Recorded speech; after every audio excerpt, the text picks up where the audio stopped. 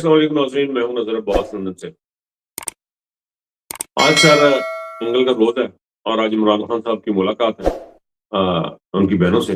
लेकिन as usual क्यास यही है कि वो मुलाकात आज भी नहीं होगी और इस दौरान कुछ खबर आई इमरान खान साहब की ट्रीटमेंट के बारे में, उसके ऊपर बात करेंगे। पाकिस्तान ने अफ़गानिस्तान के ऊपर जो हमले शुरू किए हुए हैं, वो उसके ऊपर ज़रा थोड़ी-सी गुफ्तगू करेंगे। इकरार हसन ने का गुस्सा जो है वो काफ़ी दिनों से आप देख रहे हैं, मुझे आज मौका मिला है कि मैं भी 2 लफ्ज़ अपने ऐड अप कर दूँ, इतने सारे कमेंट्स जो आ रहे हैं उसके ऊपर। और ताहिर रशीद साहब ने एक बड़ा गेम की है जिसका मैंने मुआज़ मलिक के साथ एक इंटरव्यू किया, उससे बात भी हुई। उसके बाद हुआ ये कि मैंने खुद भी कुछ लोगों को फ़ोन-शोन करके राब्ते करके पता किया। कुछ लोगों ने मुझसे गुफ्तगू की, वो भी मैं आपको गोश-गुज़ार करना चाहता हूँ। लेकिन हम स्टार्ट करेंगे इमरान खान साहब की मुलाकात से। इमरान खान साहब की मुलाकात बहनों से हर मंगल को तय पाती थी, वो हुआ करती थी, लेकिन उसके ऊपर सख्ती से पाबंदी लगा दी गई है और अब उसको इतना नॉर्मलाइज़ कर दिया गया है, इतना नॉर्मलाइज़ कर दिया गया है कि हमारे लोग जो हैं वो जो थके-थके नज़र आते हैं। सिर्फ़ एक बहनें हैं जो थकती नहीं हैं, चाहे उनके साथ कोई जाए, कोई ना जाए, वो जाके वहाँ बैठती हैं अपनी मुलाकात वाले दिन। आज भी सुना 5-6 बंदों की एक लिस्ट गई हुई है, लेकिन वो मुलाकात ज़ाहिर है उन्होंने नहीं करवानी। लेकिन ऐसे में एक बड़ी हैरत अंगेज़ किस्म की जो चीज़ जो सामने आ रही है, जो मुझे मेरे लिए बड़ी अजीबो-गरीब बात है, वो ये है, वो किरदार है मिस्टर गौहर साहब का जो एटीट्यूड है और जो उनका किरदार है इस पूरी गेम में, वो समझ से बाला-तर है। उन्होंने एक ट्वीट की है, उस ट्वीट से उन्होंने बताया जी कि मुझे ये पता लगा कि जी इमरान खान साहब को आज सुबह फिर लेके जाया गया ट्रीटमेंट के लिए पिम्स में हॉस्पिटल में और वहाँ पे उनको कल इंजेक्शन लगाया गया, चौथी ट्रीटमेंट थी उनकी, वहाँ पे इंजेक्शन लगाया गया और वहाँ से फिर उनको वापस पिम्स छोड़ दिया गया। अब मुझे ये नहीं समझ आ रही कि अगर ये बात उनको पहले पता थी तो ये वहाँ पे क्यों नहीं पहुँचे, इन्होंने कोई एक्शन क्यों नहीं लिया, इन्होंने कुछ अपनी रिज़ेंटमेंट शो नहीं की, अपना कोई एक्शन शो नहीं किया। क्योंकि आपको याद है एक लड़का था इस्लामाबाद में, उसने एक तस्वीर बनाई थी, उसको पकड़ा। उस वक़्त एक जोश था, एक चीज़ थी कि इमरान खान साहब को बाहर लाया जा रहा है या कोई चीज़ को मूवमेंट होने वाली है। लेकिन अभी तो ऐसे तो पता भी नहीं चलता, किस वक़्त इमरान खान को लेके आएँगे, किस वक़्त इमरान खान को लेके जाएँगे। और बैरिस्टर गौहर साहब को इन तमाम चीज़ों का पता होता है। अब ये उनको ले जाने से पहले बताया जाता है या बाद में बताया जाता है। अगर तो ले जाने से पहले बताया जाता है, तो भी उनकी वहाँ पे एक्शन ना लेना, पार्टी के सरबराह जो उनको कैम-वकाम बनाया गया इमरान खान की तरफ से, लोगों को ना मुतला करना, लोगों का ना वहाँ पहुँचना और किसी किस्म के एक्शन शो नहीं करना, ये बड़ा ही सवालिया निशान है इनके किरदार पे, बैरिस्टर गौहर के। और इनके जो चेहरे से जो तासरात जो होते हैं, वो इस बात का अंदिया देते हैं कि इनकी कोई गलबात चंगी हुई है अंदर।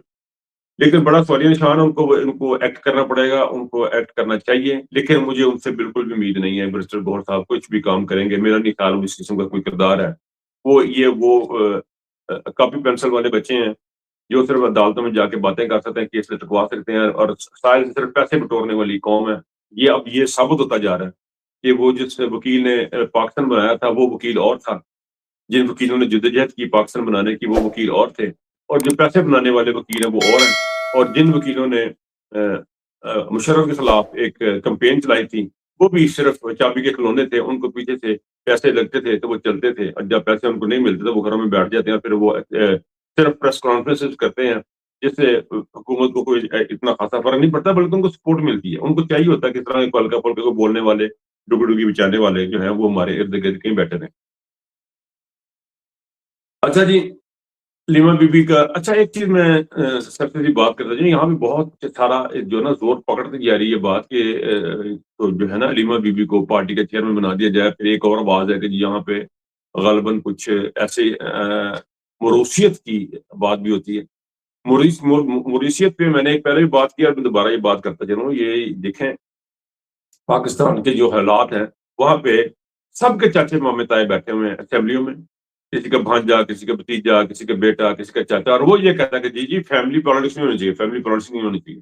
और अब जो मुझे जो बार-बार चीज़ नज़र आ रही है, वो ये नज़र आ रही है कि ये इस पाकिस्तान तहरीक-ए-इंसाफ को जो एक गंदी, बिगड़ी हुई शक्ल है पाकिस्तान तहरीक-ए-इंसाफ की, बैरिस्टर साहब की गौहर साहब की क़यादत में जो इस वक़्त लोग बैठे हुए हैं, मुझे ये लग रहा है कि इनको ये बार-बार ये बात कर रहा हूँ, आज फिर मैं दोबारा ये बात कर रहा हूँ, इनको उम्मीद दिलाई गई है कि अगली गवर्नमेंट आपकी, आप इमरान खान को भूल जाएँ और ये मुस्तहकम करने की कोशिश की जा रही है पार्लियामानी सियासत में, इनका रोल पैदा करने की कोशिश की जा रही है इन तमाम का, इसका इनको सिला मिलेगा और एस्टेब्लिशमेंट इनको ये सलाह देगी कि अब इमरान खान के बगैर हम आपको दोबारा लेके आएँगे और तहरीक इंसाफ की शक्ल में लेके आएँगे। लेकिन एक बात मैं आपको बताऊँ کہ جو بھی یہ گھنونی گندی سازش کر رہا ہے یا کوشش کر رہا ہے وہ یہ پارٹی ختم ہو جائے گی. اور میں ہمیشہ سے یہ سمجھتا تھا کہ پاکستان تحریک انصاف عمران خان نے ایک بڑا زبردست چیز جو پاکستان کو دی ہے، وہ میں آگے بھی کافی دفعہ ذکر کر دیتا ہوں کہ بہت ساری چیزیں عمران خان نے پاکستان کو دی ہیں، ہاسپٹل بھی دی ہیں، ورلڈ کپ بھی دی ہیں چیزیں، لیکن مجھے لگتا تھا کہ پاکستان تحریک انصاف ایک ایسا پلیٹ فارم ہے. یہ بات میں بار بار کر رہا ہوں، بار بار میں اس لیے کر رہا تھا کہ ان لوگوں تک یہ میسج پہنچے کہ بھائی جان جو عمران خان ہے اس کے بغیر کچھ بھی نہیں. آپ اس کی آئیڈیالوجی سے جب ہٹ کے پارٹی چلائیں گے وہ نہیں چلے گی. اس کی آئیڈیالوجی تھی کہ انصاف اور قانون کی بالادستی، حقیقی آزادی. اس آئیڈیالوجی سے ہٹ کے جو بھی پارٹی چلی جائے گی وہ ناکام ہو جائے گی.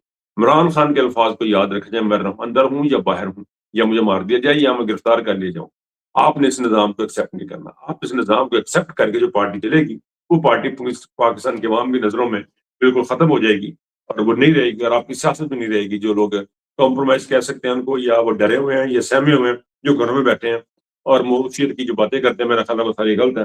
اور جو زور پکڑتا جا رہا ہے لوگوں کا مطالبہ کہ اسمبلیوں سے ریزائن کیا جائے، حلیمہ بی بی کو پارٹی میں شامل کیا جائے. بڑا آگے چلتے ہیں جی. طاہر شفیق پر چلتے ہیں. بلکہ میں خیال ہے اقرار حسن کی پہلے بات کروں، طاہر شفیق کو اینڈ پہ رکھتا ہوں، اس پہ میں گفتگو ڈیٹیل میں کرنا چاہ رہا ہوں. اقرار حسن صاحب نے ایک عجیب و غریب حرکت کی ہے. یہ وہ صاحب ہیں جو نوجوانوں، کیونکہ میں اس پہ اس لیے بات کرنا چاہ رہا ہوں کہ مجھے لگتا تھا کہ یہ نوجوان جو ہیں یہ بڑے، آج بھی لگتا ہے کہ یہ نوجوان یہ بڑے وائبرنٹ ہیں، یہ حق اور سچ کے ساتھ کھڑے ہونے والے ہیں.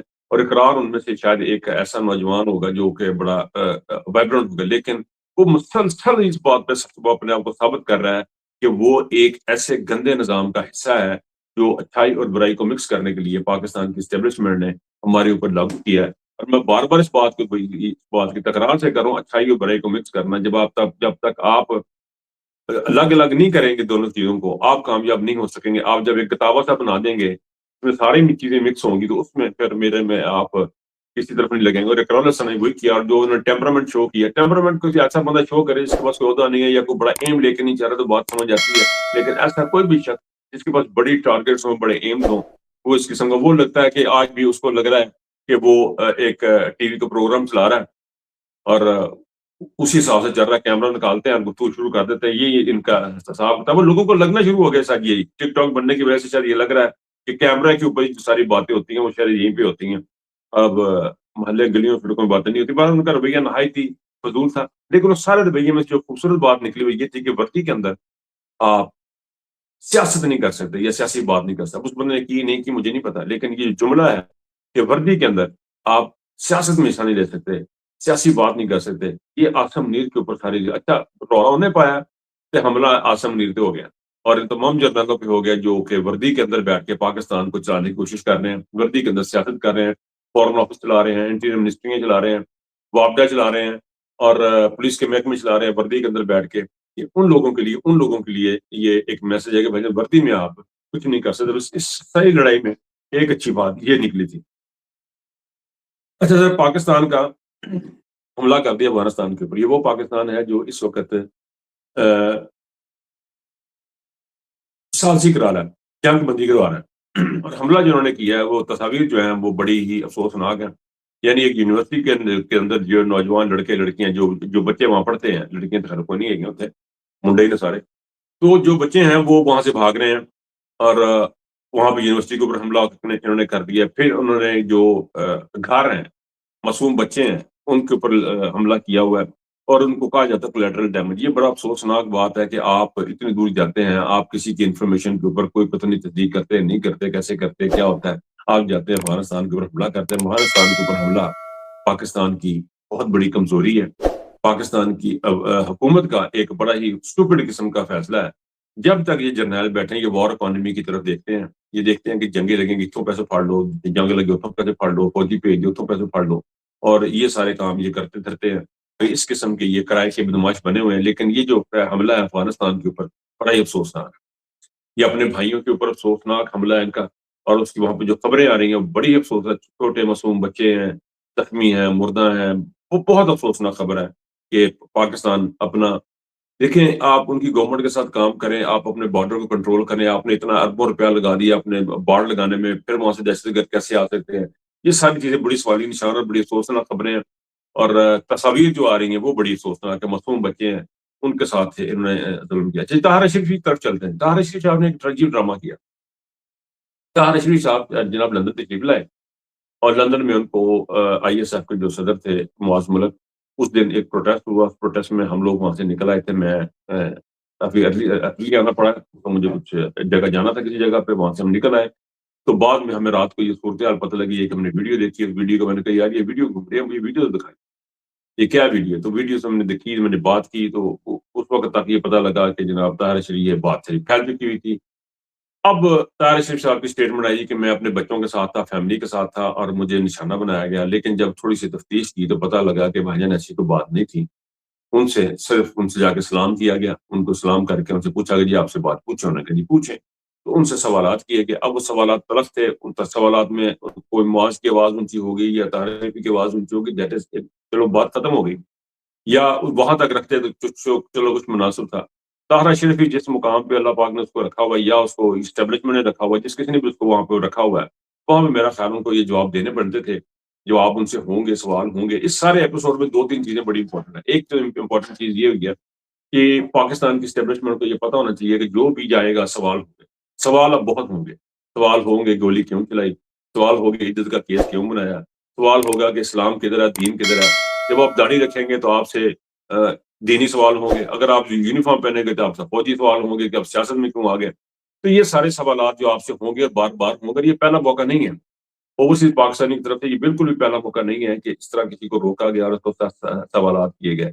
یہ ہوں گے اور ہوتے رہیں گے اور یہ کبھی ختم نہیں ہوں گے. یہ اس وقت تک ختم نہیں ہوں گے جب تک پاکستان کی عوام ایسے معاشرے میں زندہ ہے کہ جہاں پہ انصاف ملتا ہے، جہاں پہ قانون بولتا ہے، قانون اپنا راستہ نکالتا ہے. اس کے آگے کوئی راستہ روکتا نہیں ہے. کوئی جرنیل آ کے اس کے راستے میں روڑے نہیں اٹکائے جاتے.